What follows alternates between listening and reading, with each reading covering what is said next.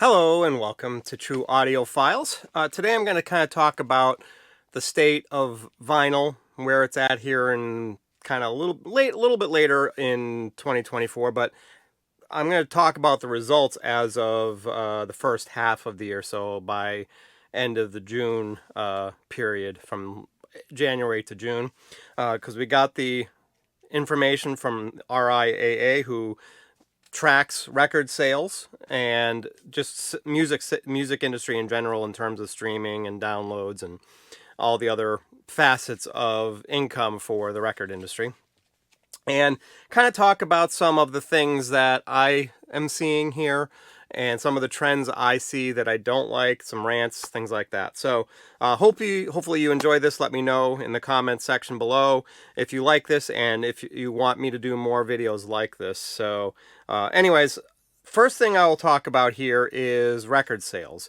and physical sales in general. And I mean, the good news is physical sales are still up. And the interesting thing is even CD sales are up, although not much, but they're still up.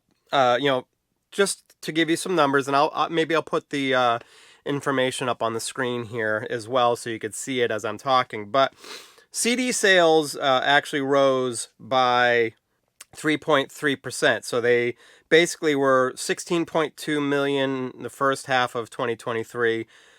2024 first half, it was 16.8 million. So it was a rise of about 3.3%.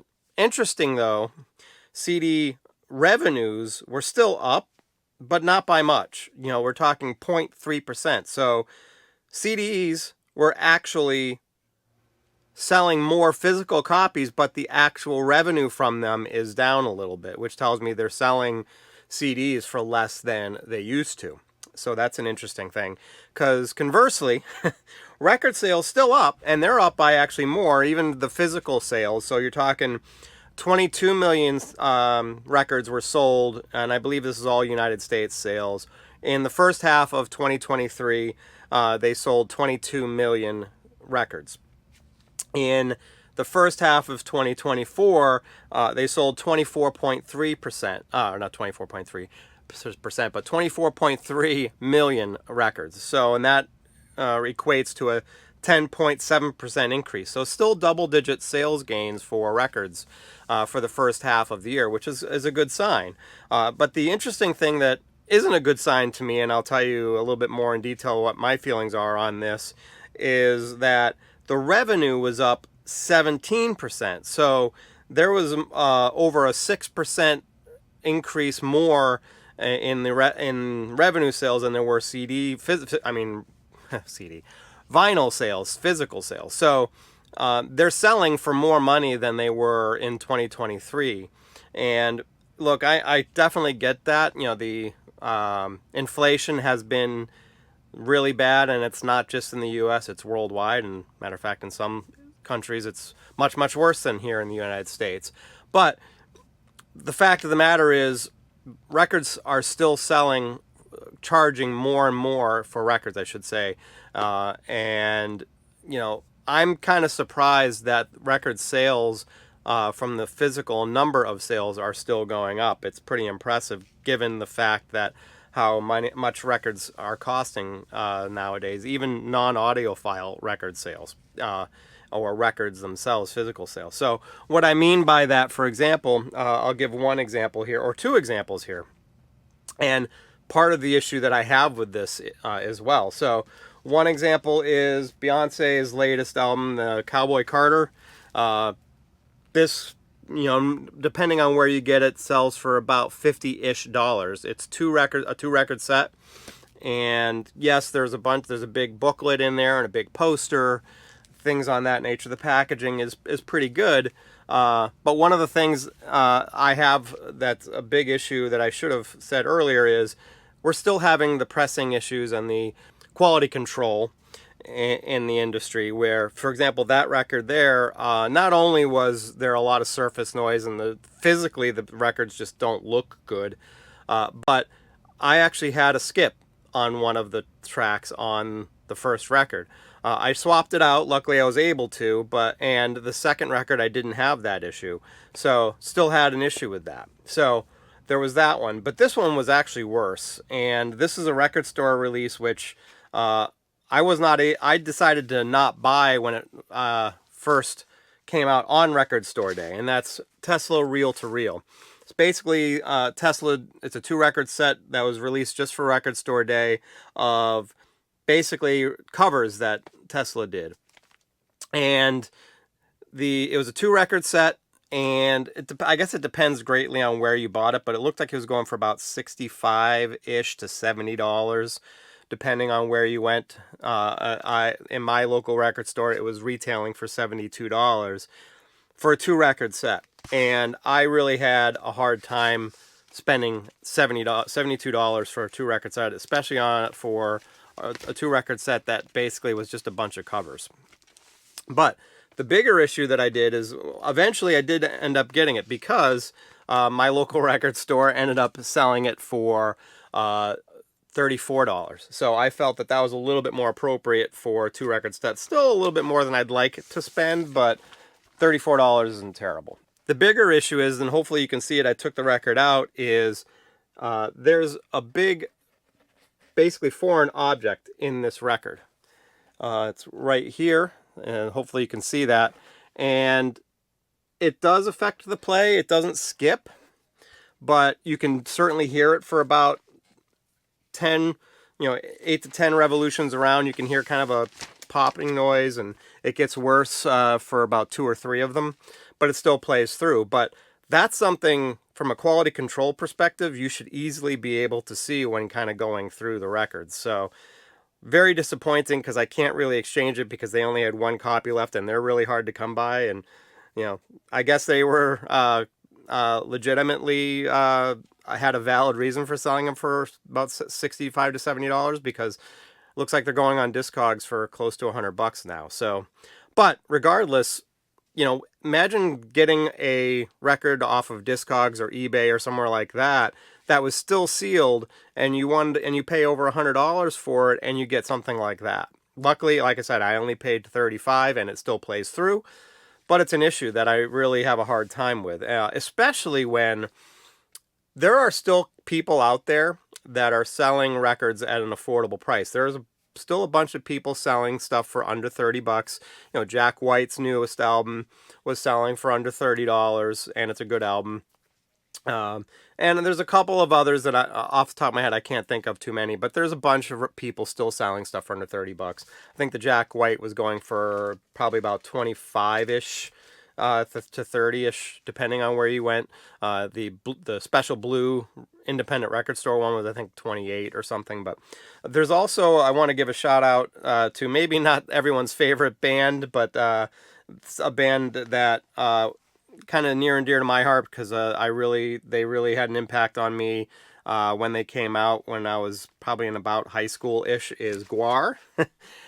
They just released this, which was their first album that came out back in, I think, the late 80s. It doesn't have a date on it besides the 2024 reissue date, but basically this was selling for $20. It is a gatefold.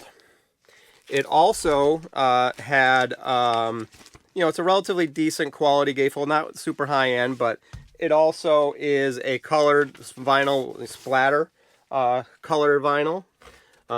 So actually was a pretty decent pressing also. And, for $20, that's pretty impressive. But to kind of sound like one of those infomercials, but wait, there's more. It actually even came with 2 inserts. Well, it came with a sleeve, an inner sleeve, which had a lot of printing on it, and also a insert as well. Sadly, it didn't really go into much detail about the credits for the recent reissue, but as you can see, it's got a nice insert in it as well. So it actually came with a lot for $20. So I see some records that are selling for $40, $50, $60 that don't come with that much. For example, I mean, and hers does come with a lot of that kind of stuff. So I'm not saying this to disparage her, but because it actually was a pretty decent packaging. But Chapel Roan, for example, she had a special limited edition version that came out that was selling for, again, about $65 to $70. And she just released a 1 year anniversary edition, which was going for like $60 as well. Is to sign like a postcard or a kind of a photo, not the actual record. So one example, or record jacket, sorry, not the record itself, but one example for is Dua Lipa's last album, Radical Optimism. She had a great special edition version that you could only get on her website, and it sold out pretty quickly. I don't remember the price of it, to be perfectly honest with you, but it was signed, and it was actually a special packaging. It actually has screen printed jacket, outer jacket, clear jacket, so if you take it so you can see and it's got that, and it's got the tracks listing on it as well. And I believe that the gatefold and things like that were somewhat special as well. And it came with her autograph. But the autograph was on a little tiny postcard, or like a little CD jacket, basically. And look, I understand part of the reasoning for that, because it's certainly easier, probably less expensive, and something that if they can put into, in this particular case, they can put it into a CD jacket, and they could put it into the record as well, and kind of kill two birds with one stone. But I don't know, it just seems like they're cheapening out, but still charging similar or more money for them. One other example, although this one was a little bit more excusable just because it was something that was available in regular retail, is LL Cool J's new album, The Force, which is a pretty decent album as well. It came with a signed copy, artist print, which this one is at least a little bigger and a little nicer. But the other interesting thing that is kind of frustrating is you could sort of see it here, but they didn't let the ink dry. And you could see on the other ones from other copies of this signed print that it kind of got smudged in the process of doing all the signatures, because he's trying to do them very fast, which, again, completely understandable. So I will give one shout out to someone who maybe not a lot of you know, just because her and her previous band were never incredibly popular, but I saw them open up for Kiss.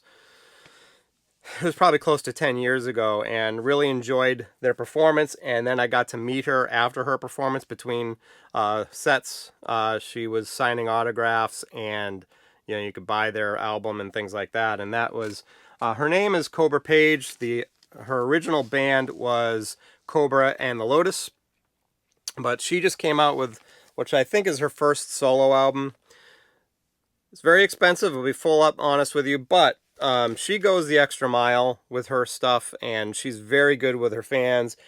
She personalized it and did sign the actual jacket, which was very cool.